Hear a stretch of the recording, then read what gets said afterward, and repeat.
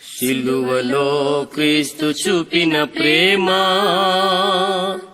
విలువలేని బ్రతుకులను మార్చెను.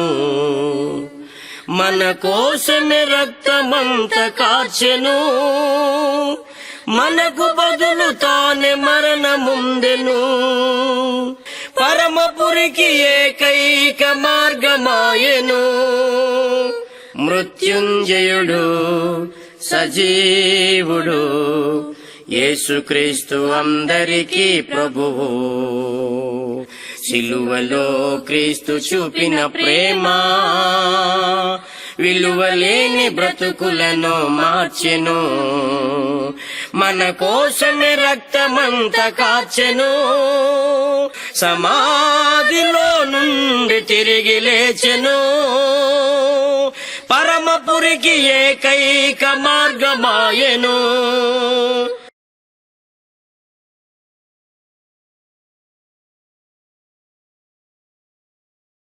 మీ అందరికీ నా హృదయపూర్వకమైన వందనాలండి. సత్యమార్గం ద్వారా దేవుని వాక్యం వింటున్న మీ అందరికి కూడా పేరు పేరున నా హృదయపూర్వకమైన వందనాలు నేను తెలియపరుస్తూ ఉన్నాను. దేవాది దేవుడు జగత్ పునాది వేయబడక మునిపే ప్రేమ చేత యేసుక్రీస్తులో మనందరినీ కూడా ఎన్నుకున్న విధానం పట్ల దేవునికి మనం కృతజ్ఞతలు చెల్లించవలసిన అవసరం ఉందన్నటువంటి విషయాన్ని మనం గమనించాలి. ఎందుకంటే ఈ సృష్టి ఆరంభం కాకమునిపే మన విషయంలో ఆలోచన కలిగి ఉన్నాడు దేవుడు అన్నటువంటి విషయాన్ని మనం మర్చిపోవడానికి వీల్లేదండి. మనం గమనించినట్లయితే మరి చిన్న సబ్జెక్ట్ మనం నేర్చుకుందామండి. దేవుని చూడగలమా అన్నటువంటి చిన్న సబ్జెక్ట్ అండి. మరి దైవ గ్రంథము బైబిల్ గ్రంథం ఏమని సెలవిస్తుందో మనం గమనిద్దామండి. నిర్గమాకాండము 33వ అధ్యాయం 20వ వచనం. మరియు ఆయన, నీవు నా ముఖము చూడజాలవు, ఏ నరుడును నన్ను చూచి బ్రతకడాను అన్నటువంటి విషయాన్ని మనం గమనిస్తూ ఉన్నాం. ఈ విషయం ఎవరితో దేవుడు మాట్లాడుతున్నాడు అన్నటువంటి విషయాన్ని మనం గమనించాలి. మోసే గారితో మరి దేవుడు మాట్లాడుతున్నాడు అన్నటువంటి విషయాన్ని మనం గమనించాలి. ఎందుకంటే దేవుడిని చూడాలంటే మామూలు విషయం కాదన్నటువంటి విషయాన్ని మనం గమనించాలి. మరి సృష్టిలో సూర్యచంద్రులు ఉన్నారు. మరి సూర్యుని మనం చూడలేము, ఎందుకంటే సూర్యరశ్మి ఉంటూ ఉంటుంది, చూడలేము మనం. అదేవిధంగా దగదగ మెరుస్తున్నటువంటి ఒక లైట్ ఫోకస్ని మనం కంటితో చూడలేము అన్నటువంటి విషయాన్ని మనం గమనించాలి. ఎందుకంటే మరి భౌతికంగా కనపడినటువంటి వాటిని మనం చూడలేనప్పుడు మరి దేవాది దేవుడిని ఎలా చూడగలము అన్నటువంటి విషయాన్ని మనం లేఖనం ద్వారాగా మనం పరిశోధన చేసుకోవాల్సిన అవసరం ఉందన్నటువంటి విషయాన్ని మనం గమనించాలి. అదేవిధంగా మరి నిర్గమకాండం 33వ అధ్యాయం 21వ వచనాన్ని కూడా మనం చదువుకుందాం.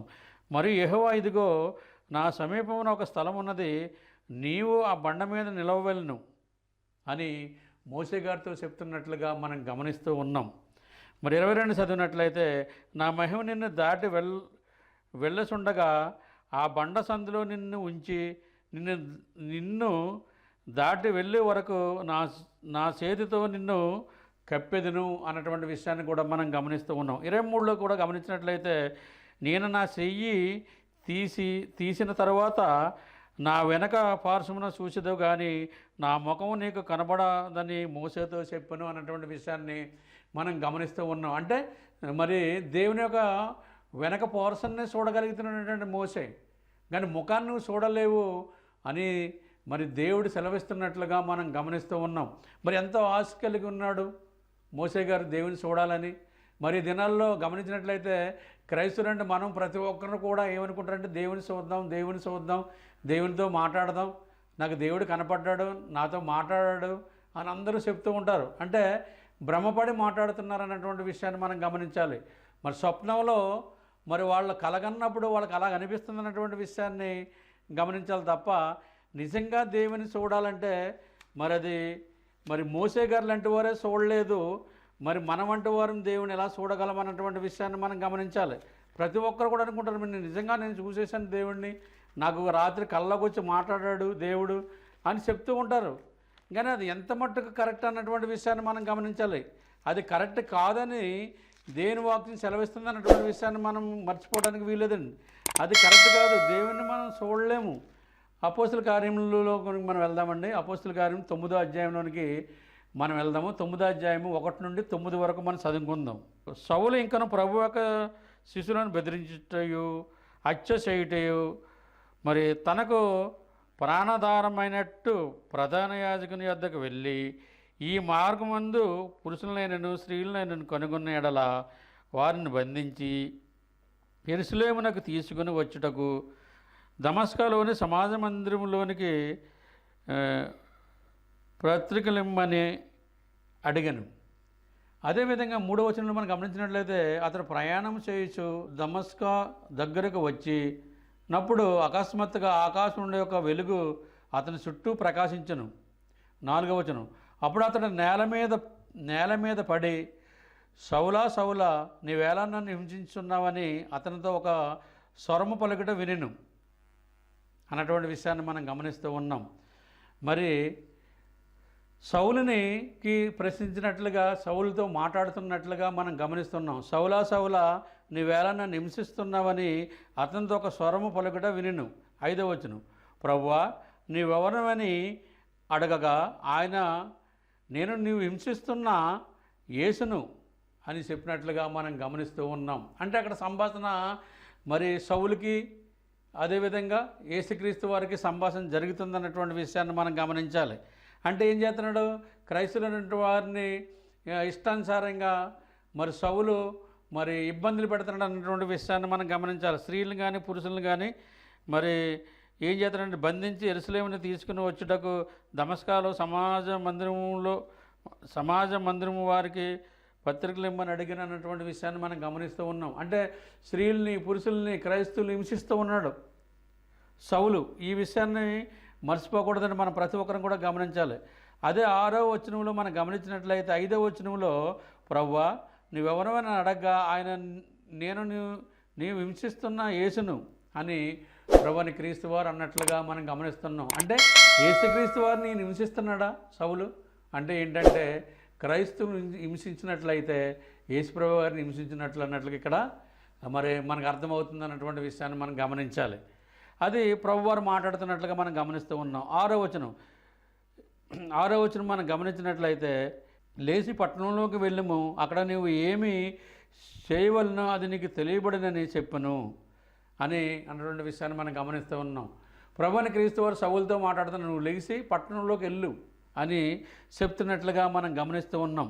7వ వచనం, అతనితో ప్రయాణం చేసిన మనుషులు ఆ స్వరము వినిరి కానీ ఎవరిని చూడగా మౌనులై బడితిరి అన్నటువంటి విషయాన్ని మనం గమనిస్తూ ఉన్నాం. అంటే ఎవరో కనపడలేదు అన్నట్టుగా ఈ వచనం కనిపిస్తుంది. అదేవిధంగా మరి మౌనులైవరి అన్నటువంటి విషయాన్ని మనం గమనిస్తున్నాం. అది 8వ వచనం చదువుకున్నట్లయితే, సౌలు నేల మీద నుండి లేచి కన్నులు తెరిసినను ఏమీ చూడలేకపోయిన గనుక వారు అతను చెయ్యి పట్టుకుని దమస్కాలోనికి నడిపించరి. అంతటా 3 దినములు చూపు లేక అన్నపానములు లేమి పుచ్చుకొనక ఉండినన్నటువంటి విషయాన్ని మనం గమనిస్తూ ఉన్నాం.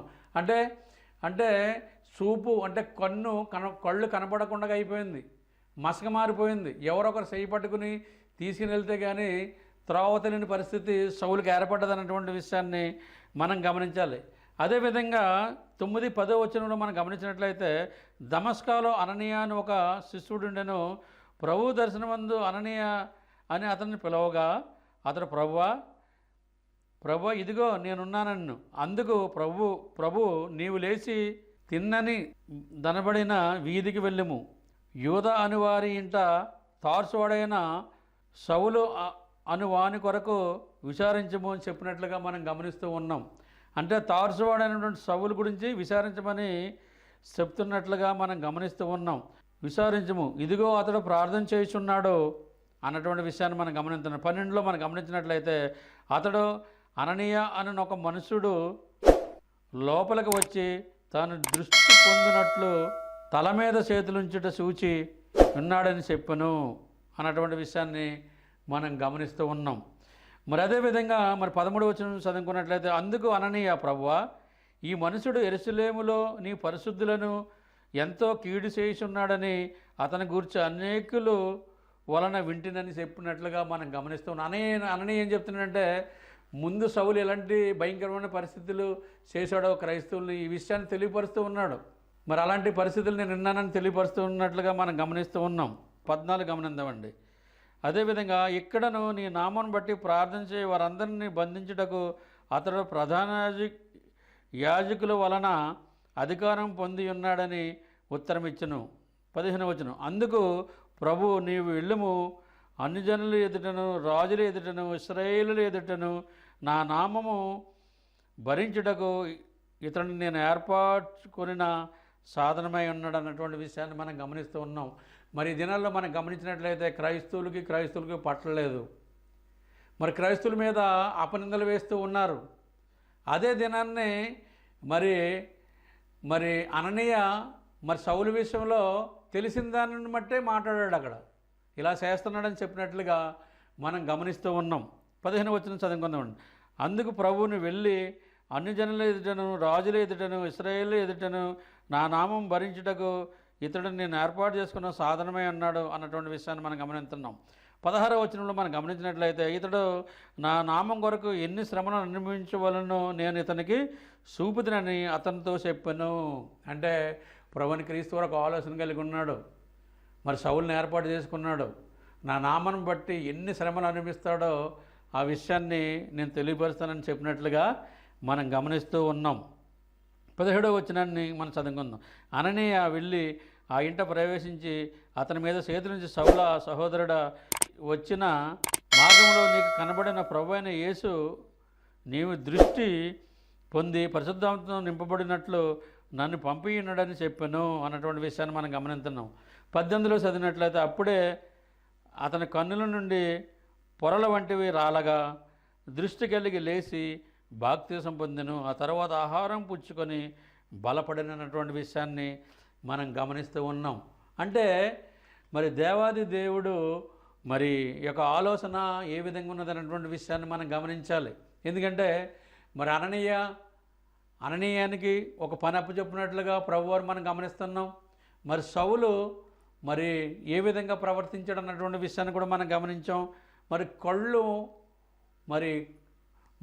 కళ్ళు ఏమైపోయింటే మసల కింద వచ్చేసి కళ్ళు కనపడలేని పరిస్థితుల్లో ఉన్నట్లుగా సౌలుకి మనం గమనించాం. ఎందుకంటే మరి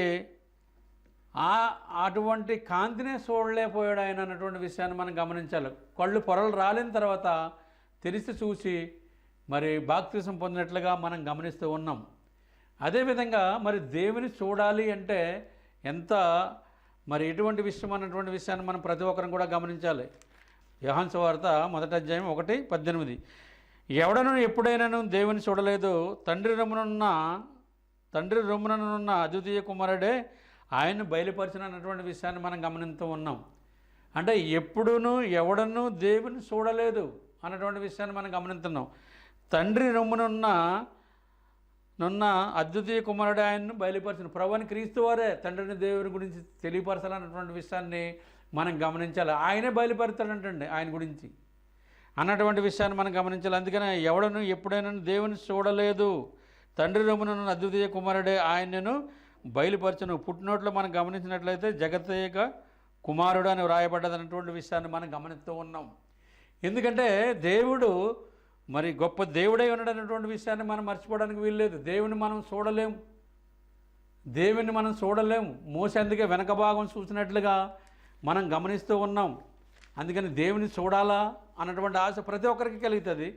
కానీ మనం గమనించినట్లయితే మరి మోసే గారు అంటారే మరి ముఖాన్ని చూడలేదన్నటువంటి విషయాన్ని మనం గమనిస్తూ ఉన్నాం. మరి అటువంటప్పుడు మనం ఈ ఆలోచన కలిగి ఉండటం కరెక్టా అని మనం ప్రశ్న వేసుకోవాలి. దేవుని చూడాలంటే మనం ఆలోచన కలిగి ఉండటం కరెక్టా అన్నటువంటి విషయాన్ని మనం ప్రతి ఒక్కరు కూడా గమనించాలి. ఎందుకంటే దేవాది దేవుడు జగత పునాది వేయబడక మునిపే ప్రేమ చేత యేసుక్రీస్తులో మనల్ని ఏర్పాటు చేసుకున్నాడు అన్నటువంటి విషయాన్ని మనం మర్చిపోవడానికి వీల్లేదండి. మరొక వచనాన్ని మనం చదువుకుందాం. తిమోతికి రాసిన 1వ పత్రిక 6వ అధ్యాయము 16వ వచనాన్ని మనం చదువుకుందాం. సమీపింపరాని తేజస్సులో ఆయన మాత్రమే వసించుచు అమరత్వం గలవాడై ఉన్నాడు. మనుషుల్లో ఎవడను ఆయన చూడలేదు, ఎవడను చూడనేరడు అన్నటువంటి విషయాన్ని మనం గమనిస్తూ ఉన్నాం. ఏంటంటే ఎవడు కూడా చూడాలంటే చూడనేరడు అన్నటువంటి విషయాన్ని మరి తిమోతి పత్రికలో మనం గమనిస్తూ ఉన్నాం. ఎందుకంటే అపోస్తలుడైన పౌలు తిమోతికి రాస్తున్నట్లుగా మనం గమనిస్తున్నాం. ఎందుకంటే సమీపింపరాని తేజస్సులో ఆయన మాత్రమే వసించుచు అమరత్వం గలవాడే, మనుషుల్లో ఎవడను ఆయన చూడలేదు, ఎవడను చూడనేరడు. ఆయనకు ఘనతయు ఘనతయు శాశ్వతమైన ప్రభావం కలిగిండును గాక ఆమెన్ అన్నటువంటి విషయాన్ని మనం గమనిస్తూ ఉన్నాం. అంటే ఎవరు కూడా చూడలేరు అన్నటువంటి విషయాన్ని అపోస్తలుడైన పౌలు మరి తిమోతికి రాస్తున్నట్లుగా మనం గమనిస్తూ ఉన్నాం. మరి ఈ దినంలో మన అనేక మంది కలలు చెప్తూ ఉన్నారు, నాకు దేవుడు కనపడిపోయాడు, నన్ను నా పని చేయమన్నాడు, నన్ను ఏర్పాటు చేసుకున్నాడు, నన్ను నీ పని చేయమన్నాడు అని చెప్తూ ఉన్నారు. మరి అలా చెప్తే బైబిల్ గ్రంథం వాక్యం తప్ప అన్నటువంటి విషయాన్ని మనం గమనించాలి. మన వాక్యం ఏం చెప్తుందో ఆ విధంగా జీవించవలసిన అవసరత ఉందన్నటువంటి విషయాన్ని మనం మర్చిపోకూడదండి. వాక్యానుసారంగా మనం జీవించాలి, ఆ విధంగా జీవించాలి మనం. యోహాను సువార్త 6వ అధ్యాయము 46వ వచనాన్ని మనం చదువుకుందాం. దేవుని యొద్ద నుండి వచ్చేవాడు తప్ప మరెవడను తండ్రిని చూసి ఉండలేదు, ఈయనే తండ్రిని చూచి ఉన్నాడు అన్నటువంటి విషయాన్ని మనం గమనిస్తూ ఉన్నాం. దేవుడి దగ్గర నుంచి ఎవరైతే వచ్చారో ఆయన మాత్రమే తండ్రిని చూశారు అన్నటువంటి విషయాన్ని మనం గమనించాలి. ఎవరు వచ్చారండి దేవుని దగ్గర నుంచి? ప్రభువైన క్రీస్తు వారు వచ్చారు, పరిశుద్ధాత్ముడు వచ్చాడు అన్నటువంటి విషయాన్ని మనం గమనించాలి. దేవుని దగ్గర నుంచి వచ్చిన వారే చూచారు అన్నటువంటి విషయాన్ని 6వ అధ్యాయము 46వ వచనంలో మనం గమనిస్తూ ఉన్నాం. అంటే ప్రభువైన క్రీస్తు వారే చూశారు అన్నటువంటి విషయాన్ని ఇక్కడ మనం గమనిస్తూ ఉన్నాం. మరి మన ఆలోచనలో మన విధానాలు ఎలా ఉంటాయంటే, దేవుడు రాత్రి నాకు కనపడ్డాడండి కల్లోను, లేకపోతే నేను స్వయంగా చూశానండి, మాట్లాడానండి, లేకపోతే దేవుడు నాతో మాట్లాడాడండి. మత్తయి రాసిన సువార్త 5వ అధ్యాయము 8వ వచనాన్ని మనం చదువుకుందాం. హృదయశుద్ధి గలవారు ధన్యులు, వారు దేవుణ్ణి చూసెదరు అన్నటువంటి విషయాన్ని మనం గమనిస్తున్నాం. హృదయశుద్ధి ఉన్నట్లయితే దేవుని చూడగలమన్నటువంటి విషయాన్ని మనం గమనించాలి. హృదయశుద్ధి అంటే ఏ కల్ముషము మనలో ఉండడానికి వీల్లేదు, హృదయం శుద్ధిగా ఉండాలన్నటువంటి విషయాన్ని మనం గమనించాలి. దేవుడు మన హృదయంలో నివాసం చేస్తాడు కనుక హృదయ శుద్ధి గల వారు ధన్యులు, వారు దేవుణ్ణి చూచెదరు అన్నటువంటి విషయాన్ని మనం గమనిస్తూ ఉన్నాం. అంటే మరి క్వశ్చన్ వారికి మనం ఆలోచన కలిగి ఉండాలి. మరి ఇక్కడ హృదయ శుద్ధి గల వారు ధన్యులు, దేవుని చూతారని ఉన్నది కదండి అనుకోవచ్చు. నీ హృదయం శుద్ధిగా ఉన్నట్లయితే మరి నువ్వు దేవుని చూడగలవు. నీ హృదయం శుద్ధిగా ఉన్నట్లయితే దేవుడు నీలో నివాసం చేస్తాడు అన్నటువంటి విషయాన్ని మర్చిపోవడానికి వీల్లేదన్నటువంటి విషయాన్ని మనం గమనించాలి. మరొక వచనాన్ని మనం చదువుకుందామండి. యోహాను రాసిన సువార్త 5వ అధ్యాయము 37వ వచనాన్ని మనం చదువుకుందాం. మరియు నన్ను పంపిన తండ్రియే నన్ను గురించి సాక్ష్యం ఇచ్చుచున్నాడు, మీరు ఏ కాలమందైనను ఆయన స్వరము వినలేదు, ఆయన స్వరూపము చూడలేదు అన్నటువంటి విషయాన్ని మనం గమనిస్తున్నాం. ఆయన స్వరం వినలేదంటే ఆయన స్వరూపం కూడా చూడలేదంటే మరి అందరూ ఏమంటారు, స్వరం నాతో మాట్లాడేశారని చెప్పేవారు కొంతమంది, నేను చూసేశానని చెప్పేవాళ్ళు కొంతమంది. అంటే బైబిల్ గ్రంథం మరి ఇక్కడ సెలవిస్తుంది. అంటే బైబిల్కి విరోధంగా మనం మాట్లాడడానికి వీలు లేదన్నటువంటి విషయాన్ని మనం గమనించాలి. దేవుని చూడగలమా అని హెడ్డింగ్ అందుకే పెట్టడం జరిగిందండి. అంటే దేవుని చూడాలంటే మన హృదయం పరిశుద్ధంగా ఉండవలసిన అవసరం ఉంది. హృదయశుద్ధి గలవారు ధన్యులు, వారు దేవుని చూసేద్దరు అన్నటువంటి విషయాన్ని మత్తయి సువార్త 5:8లో మనం చదువుకున్నాం. కానీ హృదయశుద్ధి ఉండవలసిన అవసరం ఉందన్నటువంటి విషయాన్ని మనం మర్చిపోవడానికి వీలు లేదండి. ఆ విధంగా మనం జీవించాలి. 30 ఏళ్ళలో మనం చదువుకున్నాం. ఇప్పుడు ఏంటంటే, మరియు నన్ను పంపిన తండ్రి నన్ను గూర్చి సాక్ష్యం ఇస్తున్నాడు, మీరు ఏ కాలమందే నేను ఆయన్ని స్వరము వినలేదు, ఆయన స్వరూపము చూడలేదు అన్నటువంటి విషయాన్ని మనం గమనించాం. స్వరం వినలేదంటే స్వరూపం కూడా చూడలేదంట. మాకు దేవుడు కనపడిపోవని చెప్పేవాడు కొంతమంది, నాతో మాట్లాడారని చెప్పేవారు కొంతమంది. మరి ఈ విషయాన్ని మనం గమనించాలండి. బైబిల్ ఏం చెప్తుందో అది మనం మాట్లాడాలి. బైబిల్ ఏం చెప్పట్లేదో అక్కడ మౌనంగా ఉండాలి. అందుకని జగత్ పునాది వేయబడక మునిపే ప్రేమ చేత యేసుక్రీస్తులో ఏర్పాటు చేసుకున్నాడు దేవుడు అన్నటువంటి విషయాన్ని మనం మర్చిపోవడానికి వీల్లేదన్నటువంటి విషయాన్ని మనం గమనించాలి. మరొక వచనంలోకి మనం వెళ్దామండి. సామెతల గ్రంథంలోకి మనం వెళ్దాం. 8వ అధ్యాయము 34-35. అనుదినము నా గడప యొద్ద కనిపెట్టుకొని నా ద్వారబంధము యొద్ద కాచుకొని నా ఉపదేశం వినివారు ధన్యులు అన్నటువంటి విషయాన్ని మనం గమనిస్తూ ఉన్నాం. అంటే ఎక్కడ? గడప దగ్గర, హృదయమైన గడప దగ్గర అన్నటువంటి విషయాన్ని మనం గమనించాలి. అదేవిధంగా ప్రకటన గ్రంథంలో మనం గమనించినట్లయితే ప్రకటన గ్రంథంలో కూడా ఒక వచనం ఉందండి. ఆ వచనాన్ని కూడా మనం చూసుకోవాల్సిన అవసరం ఉంది. 35 మనం గమనించినట్లయితే, నన్ను కనుగొనువాడు జీవమును కనుగొన్ను, యెహోవా కటాక్షము వానికి కలుగును అన్నటువంటి విషయాన్ని మనం గమనిస్తూ ఉన్నాం. మరి 35లో నన్ను కనుగొనేవాడు జీవమును కనుగొన్ను, యెహోవా కటాక్షము వానికి కలుగును, గడప దగ్గర అన్నటువంటి విషయాన్ని మనం గమనిస్తూ ఉన్నాం.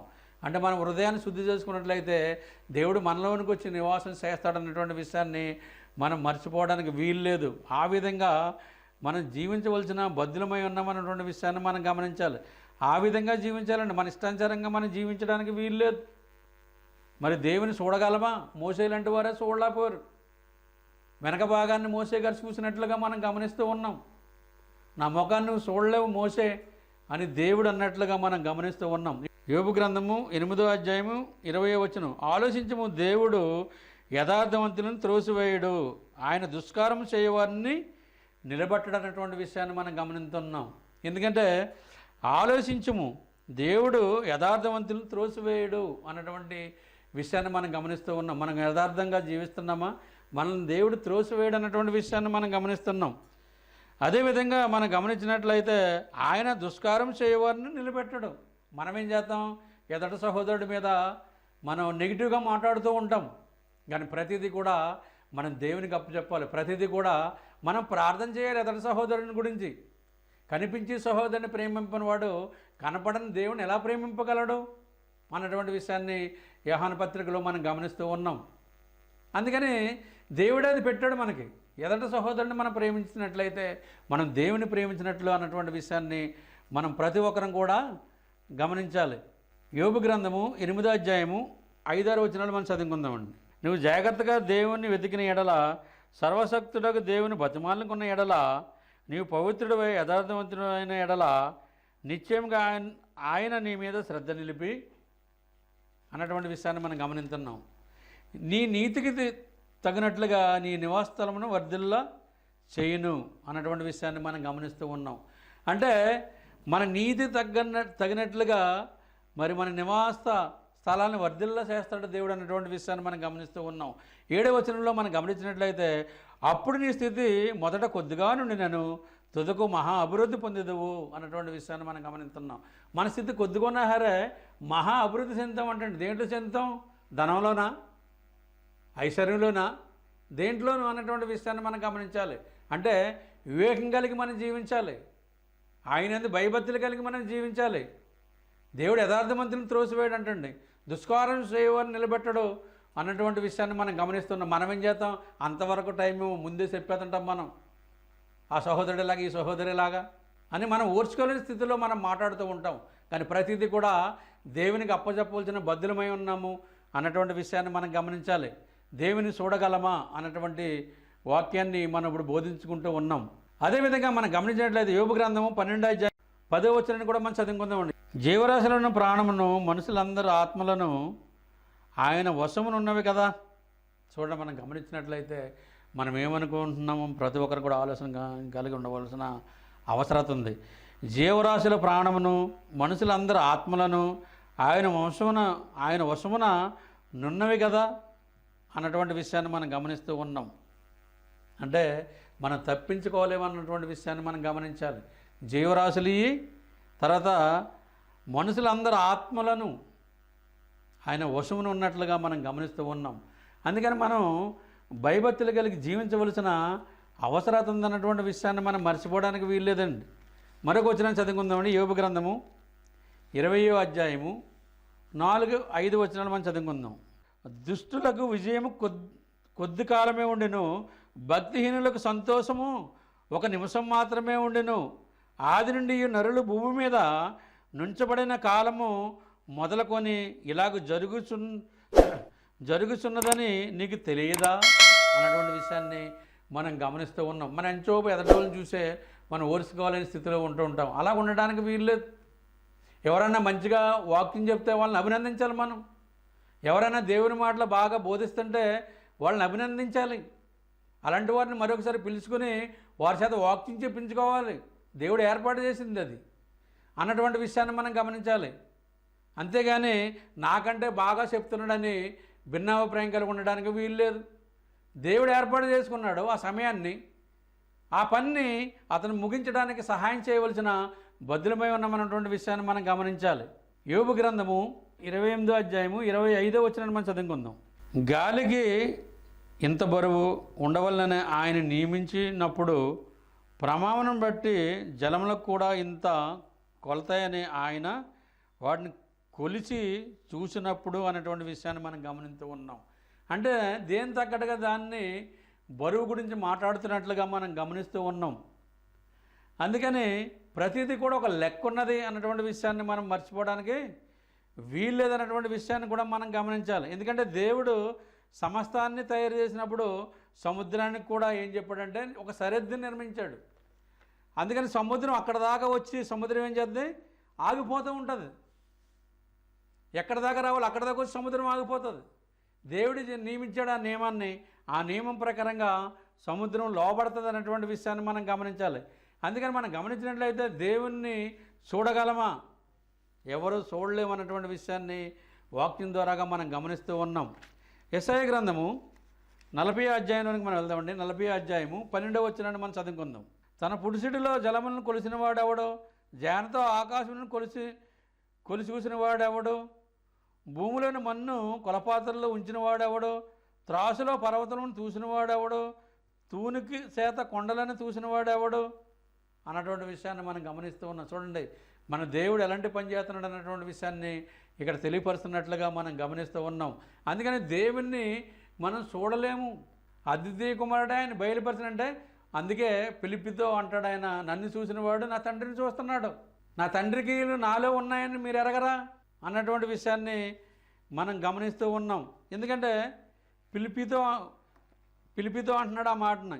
ఈ విషయాన్ని మనం గమనించాలి. ఫిలిప్పు, నన్ను చూసిన వాడు నా తండ్రిని చూస్తున్నాడు, నా క్రియలు తండ్రి చేసిన క్రియల్లా కనపట్టలేదా, నేనే తండ్రిలా కనపట్టలేదా అన్నాడు. కానీ ఈయన తండ్రి మాత్రం కాదన్నటువంటి విషయాన్ని మనం గమనించాలి. మనం గమనించినట్లయితే అనేకమైన బోధలు వచ్చేసాయి ఇప్పుడు. కొంతమంది యేసుక్రీస్తు వారిని దేవుడు అంటున్నారు, కొంతమంది దేవుడు కాదంటున్నారు, కొంతమంది యేసుక్రీస్తు వారిని ఆరాధించాలని చెప్తున్నారు. మరి ఇదేంటో అర్థం కాని పరిస్థితి అన్నటువంటి విషయాన్ని మనం గమనించాలి. పెద్ద పెద్ద బోధకులు మరి వేదిక మీద డిబేట్లు చేస్తున్నారు.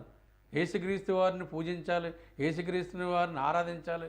కొంతమంది దేవుడు కాదని చెప్తున్నారు, కొంతమంది దేవుడు అని చెప్తున్నారు. మరి వాక్యం ఏం చెప్తుందో మనం ప్రతి ఒక్కరం కూడా గమనించాలి. యేసుక్రీస్తు వారు దేవుడే ఉన్నాడు. ఆయన మనం గమనించినట్లయితే ప్రతి ఒక్క విషయాన్ని కూడా క్లుప్తంగా ఆలోచన కలిగి ఉండవలసిన అవసరత ఉందన్నటువంటి విషయాన్ని మనం మర్చిపోవడానికి వీలు లేదన్నటువంటి విషయాన్ని మనం గమనించాలి. ఎందుకంటే ప్రభువారు మరి ఏ విధంగా ఆయన దేవుడై ఉన్నాడో అన్నటువంటి విషయాన్ని మనం గమనించినట్లయితే మరి మన వచనాన్ని గమనిస్తే మనకు అర్థమవుతుంటుందండి. రోమపత్రిక 9వ అధ్యాయం 5వ వచనం మనం చదువుకుందామండి. పితరులు వీరువారు శరీరమును బట్టి క్రీస్తు వీరిలో పుట్టును, ఈయన సర్వాధికారి అయిన దేవుడై ఉండి నిరంతరము స్తోత్రాత్రుడై ఉన్నాడు అన్నటువంటి విషయాన్ని మనం గమనిస్తున్నాం. ఆమేన్. అంటే సర్వాధికారి అయిన దేవుడై ఉన్నాడు అన్నటువంటి విషయాన్ని మనం మర్చిపోవడానికి వీలు లేదు. ఈ విషయాన్ని మనం గమనించాలి. ఎందుకంటే మనం దేవుని చూడగలమా, సూర్యుడినే చూడలేం. దగదగ మరి అనేకమైనటువంటి మరి మెగావాట్ లైటింగ్స్ మనం చూడలేము. అటువంటిప్పుడు మనం దేవుని చూడగలము అని ఎలా చెప్పగలము? తండ్రి రొమ్మునున్న అద్వితీయ కుమారుడే ఆయన బయలుపరిచినంటే ఆయన్ని చూస్తే మరి ఈయన చూసినట్లుగా ఆయన తెలియపరుస్తున్నట్లుగా మనం గమనిస్తూ ఉన్నాం. వాక్యం ఆ విధంగా తెలియపరుస్తుంది. మనం ప్రతి ఒక్కరం కూడా గమనించాలి. వాక్యం తెలియపరుస్తూ ఉన్నది మనకి. ఈ విషయాన్ని మనం మర్చిపోతూ ఉన్నాం. ఆ విధంగా ఉండడానికి వీలు లేదన్నటువంటి విషయాన్ని మనం గమనించాలి. ఆ విధంగా మనం జీవించడానికి వీలు లేదు. దేవుడు ఏమై ఉన్నాడు, దేవుడు ఎలాగున్నాడు అన్నటువంటి విషయాన్ని మనం ప్రతి ఒక్కరం కూడా గమనించాలి. అందుకని దేవుని చూడగలమా, చూడలేమా అన్నటువంటి విషయాన్ని మరింతవరకు కొద్ది లేఖనాలని మరి మనం గమనించాము. శ్రద్ధగా అయినందుకు మీ అందరికి కూడా హృదయపూర్వకమైన వందనాలు నేను తెలియపరుస్తూ నేను ముగిస్తున్నాను. వందనాలు.